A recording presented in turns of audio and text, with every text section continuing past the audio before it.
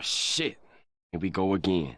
I really thought the Deandre Ayton trade rumors were over, but here we are. You know how it's been taking forever for the Heat to trade Damian Lillard? Yeah, we've noticed. Well, weirdly enough, the Suns are getting wrapped up in those trade talks now. And it's not just me and Sundo speculating either. Dropping Dimes on X, if you're familiar, has been talking about it, and even Suns legend Flex from Jersey tweeted this. Talks are heating up around the league with teams like Portland, Miami, Philadelphia, Chicago, and Toronto, all very active right now. The Suns could be the mystery team needed to get some of those deals done, per my conversations. With camp weeks away, things could get interesting. So after reading this and the rest of the tea leaves that I could get me hands on, I'm hearing about the potential for some form of an Ayton for Nurkic and asset swap. Drop a like for us if you can, and tell me in the comments if you have any interest in these potential trades.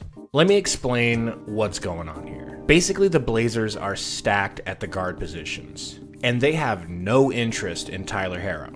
And yet, Dame still only wants to go to Miami. Now, this can still work if the Blazers can find a third, maybe fourth, or even a potentially fifth team to give them something good enough for Herro that when added to Nurkic, it would be enough for the Suns to justify swapping Ayton for a presumably worse center in Nurkic.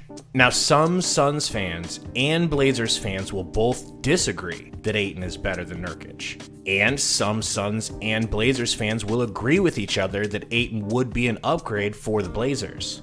I don't judge either side of this argument. Only time will tell. Ayton definitely balled out for the Bahamas, but if you're thinking back to that Nuggets series, I understand your frustration and lack of willingness to have faith in the big man. Currently, I feel like I need to see at least half of a season of what Ayton looks like with Frank Vogel, Suns' new head coach and renowned big man whisperer. The Suns have, once again, in my humble opinion, invested way too much into DA to cut him loose before they get to see him sans Monty Williams. Maybe his issues are unfixable, but the Suns should find that out before they let their first ever #1 overall pick go for Nurk, who I really do think is a good center that would fit what the Suns do. I just fear Nurkic's tendency to get injured, and I think he has a lower ceiling than DA. The argument for trading for Nurkic is simple. He costs $16 million less a year, and the Blazers might be able to acquire the likes of OG Anobi from the Raptors or Dorian Finney-Smith for the Suns. OG Anobi is definitely pie in the sky, but apparently the Raptors are open to moving him, and they could use a scoring guard like Herro.